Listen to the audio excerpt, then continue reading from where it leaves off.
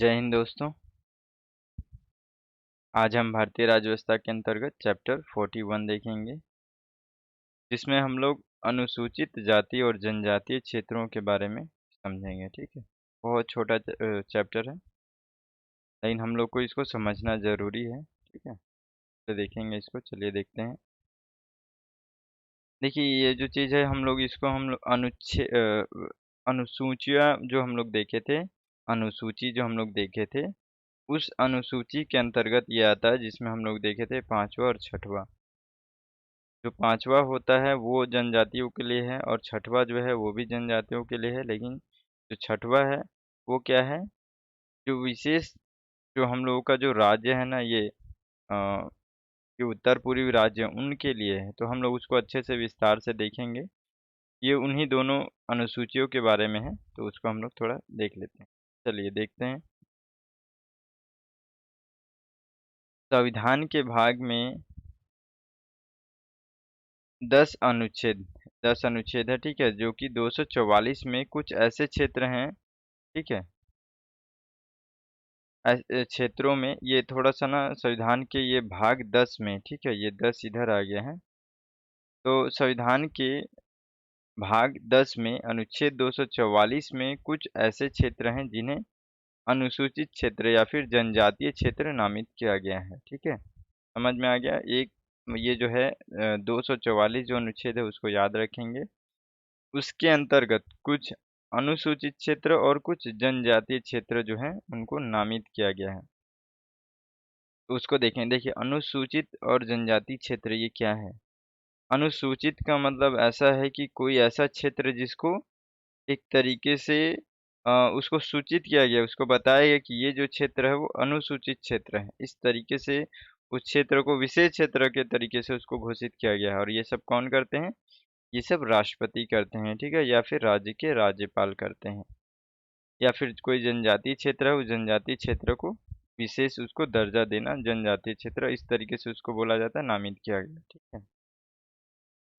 देखिए, प्रशासन की विशेष व्यवस्था की परिकल्पना की गई है। ये जो क्षेत्र हैं इनमें क्या है, प्रशासन की एक अलग तरीके की व्यवस्था होगी। और ये संविधान के 5वीं अनुसूची में, ठीक है, ठीक है। राज्यों के अनुसूचित क्षेत्र और अनुसूचित जनजातियों के लिए प्रशासन व नियंत्रण के बारे में चर्चा की गई है। इसका मतलब क्या है कि जो 5वीं अनुसूची है उसमें क्या चर्चा किया गया है? अनुसूचित क्षेत्र व अनुसूचित जनजातियों के प्रशासन, नियंत्रण इन सब के बारे में। लेकिन 5वीं अनुसूची में असम, मेघालय, त्रिपुरा, मिज़ोरम इनका चर्चा नहीं किया गया है, जबकि यहाँ भी जनजातीय क्षेत्र हैं। इसको इसलिए नहीं किया गया है कि इनको ये जो हैं, ये जो क्षेत्र हैं, इनको अलग से विशेष तरीके से संविधान की 6ठी अनुसूची में इनके बारे में चर्चा की गई है। इसलिए इनका जो है 5वीं अनुसूची में चर्चा नहीं किया गया है, ठीक है? तो हम लोग इन दोनों का देखेंगे, इसमें क्या-क्या प्रशासन होता है। देखिए, सबसे पहले हम लोग देखते हैं अनुसूचित क्षेत्र का प्रशासन। यानी कि हम लोग यहाँ पे देख रहे हैं एक अनुसूचित क्षेत्र और एक एक है जनजातीय क्षेत्र। तो हम लोग अनुसूचित क्षेत्र के बारे में समझेंगे, ठीक है? देखिए, दूसरे राज्यों की तुलना में अनुसूचित क्षेत्रों के साथ भिन्न रूप में व्यवहार किया जाता है, क्योंकि वहाँ आदिम निवास करते हैं। यहाँ पे अनुसूचित क्षेत्र जो है, वो क्षेत्र क्यों ऐसा घोषित किया? क्योंकि कहीं न कहीं जो क्या है, वहाँ का जो स्थिति है, वहाँ का व्यवस्था है क्या है, नॉर्मल जो राज्य में जो बाकी विशेष जो जो अलग जो भी क्षेत्र हैं वो क्या हैं, उनसे ये अलग है। ये जो क्षेत्र है कहीं न कहीं अलग है। यहाँ की परंपराएँ, आर्थिक, सामाजिक, सांस्कृतिक सारी चीज़ें अलग हैं। तो इसलिए इनको क्या है, अलग तरीके से ही इनको रखा जाता है, क्योंकि ये घुल-मिल नहीं पाते हैं। तो ऐसे क्षेत्र को अनुसूचित क्षेत्र रूप से घोषित करते हैं और उनके लिए उनका व्यवस्था भी अलग तरीके से करते हैं, ठीक है? ये सब किस चीज़ की बात हो रही है? हमारे भारत के अंदर, हमारे संविधान में इन सब हमारे देश में हर तरीके के लोग हैं, हर तरीके की स्थितियाँ, हर चीज़ है ना? तो वो क्या है कि अगर इस तरीके का जो क्षेत्र है, जहाँ पे ऐसे लोग हैं जिनका संस्कृति ही अलग है, जो जो कि उनको मतलब नहीं है संविधान से, लेकिन संविधान तो सबको देखेगा ना, तो इसलिए संविधान में इनके लिए भी प्रावधान है, ठीक है? हम लोग उन्हीं के बारे में पढ़ रहे हैं। देखिए, वे सामाजिक व आर्थिक रूप से पिछड़े होते हैं और उनके उत्थान के लिए विशेष प्रयास की आवश्यकता होती है। ये समझ में आ गया? क्योंकि ये जो है मैं बताया कि ये विशेष क्यों है, इसलिए है क्योंकि ये क्या है, एक तरीके से जो सरकार की मेन धारा से ये लोग जुड़े नहीं होते हैं, ठीक है? इनका जो लाइफ होता है वो सामान्य नहीं होता, ये अपने में ही मगन रहते हैं, ठीक है? उनको सरकार से, गवर्नमेंट किसी भी चीज़ से कोई मतलब नहीं, वो अपना ही परंपरा, अपना जो है उसी तरीके से वो लोग अपना चलते रहते हैं, ठीक है? तो इनको क्या किया जाता है कि धीरे-धीरे करके इनको भी आगे बढ़ाने का प्रयास किया गया है सरकार के द्वारा। क्यों इसीलिए इनको क्या है, एक विशेष तरीके से क्षेत्र घोषित कर दिया जाता है ताकि सरकार को उस पे ज़्यादा फोकस रहे, ठीक है? अतः राज्यों में चलने वाली सामान्य प्रशासनिक व्यवस्था अनुसूचित क्षेत्रों में लागू नहीं होते हैं और केंद्र सरकार की इन क्षेत्रों के प्रति अधिक जिम्मेदारी होती है, ठीक है? समझ में आ गया? किसी भी राज्य में कोई भी अनुसूचित क्षेत्र है, वो क्षेत्र जो होगा उसमें जो भी राज्य के शासन है या केंद्र के, वो सब नॉर्मल वाले काम नहीं करेंगे, ठीक है? उसके लिए अलग से बनेगा, अलग से हर चीज़ उनका उनके लिए प्लानिंग होगा कि ये जो क्षेत्र है उस पे कैसे काम किया जाए और इसके लिए जो ज़्यादा ज़िम्मेदार होता है वो कौन होता है? केंद्र सरकार, ठीक है? देखिए, अब हम लोग क्या है कि हम लोग जब अनुसूची पढ़े थे, तो हम लोग केवल इतना ही उसमें पढ़े थे कि अनुसूचित क्षेत्र जो होता है 5वीं अनुसूची में होता है। लेकिन यहाँ हम लोग 5वीं अनुसूची के अंदर देखेंगे कि उसके अंदर और क्या-क्या लिखा हुआ है, क्या-क्या विशेषता है, जो अनुसूचित क्षेत्र है ना, उसके बारे में और क्या-क्या विशेषताएँ हैं। देखिए, 5वीं अनुसूची में ये बताया गया है कि जो अनुसूचित क्षेत्र जो है, उसका जो घोषणा है, वो राष्ट्रपति करेंगे, ठीक है? राष्ट्रपति को ये अधिकार है कि वो किसी भी क्षेत्र को, ठीक है, अनुसूचित क्षेत्र घोषित कर सकते हैं, ठीक है? और इसको घोषित करने के लिए राष्ट्रपति को जो भी राज्य में वैसा क्षेत्र घोषित करेंगे, वहाँ के राज्यपाल से एक बार परामर्श करेंगे और परामर्श करने के बाद से अनुसूचित क्षेत्र का जो भी क्षेत्र है उसको घटा सकते हैं, बढ़ा सकते हैं, सीमाओं में परिवर्तन, नाम बदलना, ये सारी चीज़ें कर सकते हैं। कौन करेंगे? राष्ट्रपति करेंगे और उनके साथ कौन रहेंगे? जिस राज्य में करेंगे वहाँ के राज्यपाल। देखिए, राज्यपाल ऐसे क्षेत्र के प्रशासन के बारे में राष्ट्रपति को वार्षिक रिपोर्ट देता है। यानी कि जिस राज्य में भी राष्ट्रपति के द्वारा अनुसूचित क्षेत्र घोषित किया गया है, वहाँ के जो राज्यपाल होंगे वो लोग राष्ट्रपति को रिपोर्ट देते हैं। क्योंकि ये एक विशेष तरीके का क्षेत्र होता है, ठीक है? अनुसूचित क्षेत्र। तो इसलिए यहाँ पे क्या है, ये सारी व्यवस्थाएँ होती है। ये किसके अंदर बताया गया है? 5वीं अनुसूची के अंदर, ठीक है? देखिए, इसमें और भी व्यवस्थाएँ हैं। जनजातीय सलाहकार परिषद भी इसमें बनता है। ऐसे राज्य जिनके अंतर्गत अनुसूचित क्षेत्र है, वहाँ जनजातीय सलाहकार परिषद का गठन होता है, जो अनुसूचित जनजातियों के कल्याण एवं उत्थान के लिए सलाह देने का काम करती है।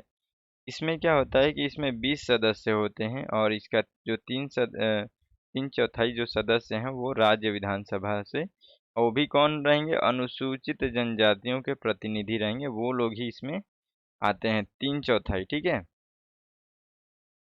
प्रतिनिधि होंगे वो राज्य विधान सभा से आएँगे।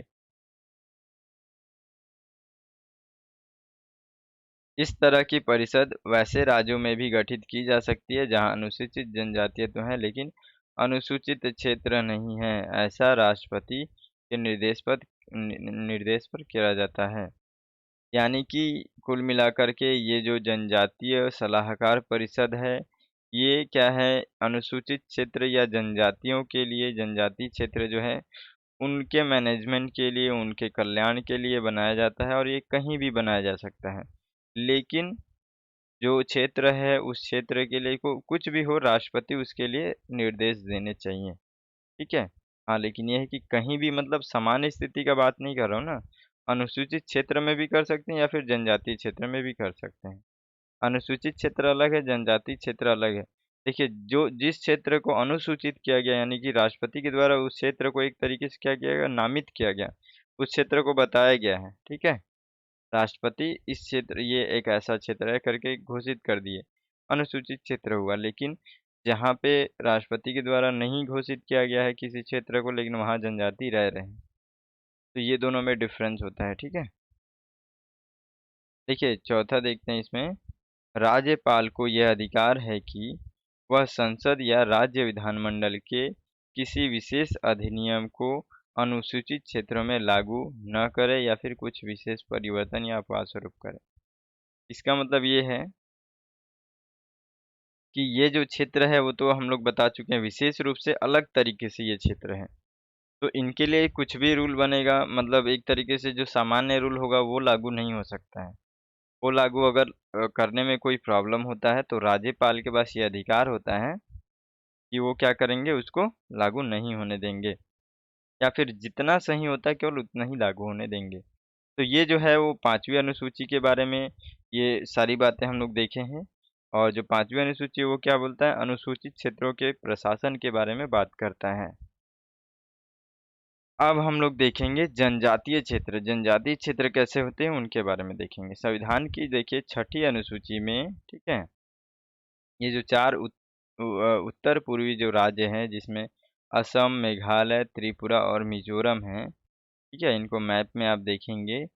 इन जो ये हैं मिज़ोरम के जो जनजातीय क्षेत्रों में विशेष प्रावधानों के लिए वर्णन किया गया है इसमें, ठीक है?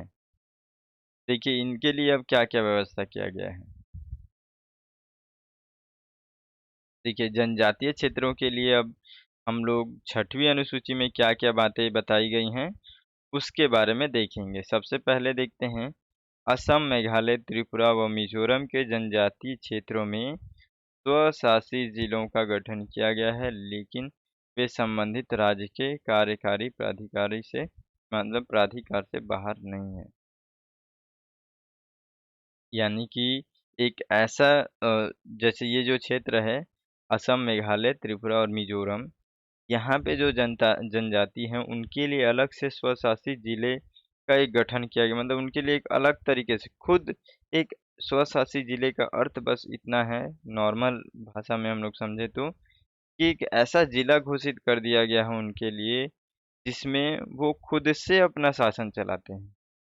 अपने हिसाब से अपना शासन चलाते हैं। लेकिन हाँ, ये है कि जो राज्य का जो भी वहाँ पे कंट्रोल है वो बना रहेगा, उससे बाहर नहीं रहेंगे। हाँ, राज्य क्या है, दबाव नहीं डालेगा, ठीक है? तो ये स्वशासी ज़िले बने हुए हैं, ये जनजातियों के लिए अपना मतलब समझ लो एक अपना गवर्नमेंट टाइप से चलाएँ वो लोग। उनके लिए इस तरीके से व्यवस्था किया गया है। देखिए आगे इसमें और क्या किया गया है 6वीं अनुसूची के अंतर्गत, राज्यपाल को स्वशासी जिले को स्थापित और पुनर्स्थापित करने के अधिकार हैं। जो राज्य होंगे ये जो असम, मेघालय, त्रिपुरा, मिज़ोरम में यहाँ के जो राज्यपाल रहेंगे उनके पास ये अधिकार है, ठीक है? ये सब चीज़ करने का। अतः राज्यपाल इनके क्षेत्र को बढ़ा या घटा सकते हैं, नाम परिवर्तन ये सारी चीज़ें कर सकते हैं। कौन करेंगे? ये जो जनजाति क्षेत्र इसमें राज्यपाल करेंगे, जबकि अनुसूचित क्षेत्र में राष्ट्रपति कर रहे थे, ठीक है? अगर स्वशासी जिले में विभिन्न जनजातियां हैं, तो राज्यपाल जिले को विभिन्न स्वशासी प्रदेश में विभाजित कर सकते हैं। समझ में आ गया यहाँ पे? क्योंकि जनजाति क्षेत्र देखेंगे कि अगर 2 जनजाति अलग-अलग जनजाति हैं, तो दोनों का परंपरा अलग-अलग रहेगा। दोनों का रहन-सहन हर चीज़ अलग रहेगा। ये जनजातियों की विशेष एक विशेषता होती है, ठीक है? तो इसलिए उनको अब उनमें कोई विवाद ना हो, कोई प्रॉब्लम ना हो, किसी भी तरीके से उनको कोई परेशानी ना हो, ये ऐसा इसलिए, ठीक है? इसके कारण से क्या है कि राज्यपाल को ये भी अधिकार दिया गया है कि अगर ऐसा कुछ होता है कि 2 जनजाति या ज़्यादा जनजाति हैं जो कि अलग-अलग हैं, उन दोनों को अलग-अलग कर दिया जाए और अलग-अलग तरीके से उनको प्रशासन करने का भी अधिकार दे सकते हैं। ये भी राज्यपाल के पास शक्ति है, ये 6वीं अनुसूची के अंतर्गत संविधान में लिखा हुआ है। देखिए, अब आगे हम लोग का बस ये लास्ट है, इसको हम लोग को देखना है। 5वीं और 6वीं अनुसूची को हम लोग मुख्य रूप से पढ़ना था, उसी के अंतर्गत ये सारी बातें कही गई हैं, ठीक है? देखिए, प्रत्येक स्वशासी जिले के लिए एक जिला परिषद होगा, एक जिला परिषद भी होगा जो कि उसमें देखिए 30 सदस्य होंगे, ये थोड़ा बहुत याद रखेंगे। बहुत कम पूछा जाता है लेकिन अगर पूछ लेता है तो भी ठीक है। जिनमें राज्यपाल के द्वारा 4 सदस्य नामित और जो शेष बाकी जो 26 सदस्य होंगे वयस्क मताधिकार के आधार पर निर्वाचित किए जाएँगे, ठीक है? ये आप ध्यान में रखेंगे और इनका जो कार्यकाल होगा वो 5 वर्ष का होगा और जो मनोनीत सदस्य होंगे वो राज्यपाल के प्रसाद पर्यंत होंगे, ठीक है? देखिए, ये जो 30 सदस्य हैं ना, यानी कि एक जिला परिषद है, ठीक है? जिला परिषद के अंदर 30 लोग रहेंगे जो पूरे जिले का मैनेजमेंट करेंगे, ठीक है? इसमें से 4 लोग जो होंगे वो राज्यपाल अपने हिसाब से प्रसाद पर्यंत उनका निर्वाचन करेंगे, जबकि 26 लोग जो होंगे उनका चुनाव किया जाएगा। कौन चुनाव करेगा? वयस्क लोग। वयस्क किनको कहते हैं? जो 18 ईयर से एबव होते हैं, जो वोट देने का जिनका अधिकार होता है, जिनको निर्वाचन सूची में जिनका नाम होता है, ठीक है? देखिए, अगला इसमें जिला व प्रादेशिक परिषद को अपने अधीन क्षेत्र के लिए विधि बनाने की शक्ति भी है। यानी कि ये जो क्षेत्र बनेंगे ये जो परिषद जो बनेंगे वो अपने लिए किस तरीके से विधि बनाना है उनको ये भी अधिकार मिलेगा। जिला व प्रादेशिक परिषद अपने अधीन क्षेत्रों में जनजातियों के आपसी मामलों को निपटाने के लिए देखिए यहाँ पे ग्राम परिषद या न्यायालय भी गठन कर सकते हैं, ये भी इनको शक्ति है। तो समझ रहे हैं? एक ऐसा जिला घोषित कर दिया गया है, समझ लो कि आपका जो एरिया है उस केवल उतने एरिया को ही इस तरीके से सरकार अगर घोषित कर देती है कि आप जिस तरीके से रहना है आप उस तरीके से अपने हिसाब से रहो, अपने आप को खुद से मैनेजमेंट करो, अपना न्याय न्याय व्यवस्था सारी चीज़ खुद से देखो। इस तरीके से वहाँ उस क्षेत्र के लिए सरकार काम कर रही है। क्यों ऐसा कर रही है? क्योंकि ताकि उनका जो भी संस्कृति है, जो भी परंपरा है, वो सब चीज़ों में हस्तक्षेप ना करें, उनको अपने हिसाब से जीने दिया जाए, ठीक है?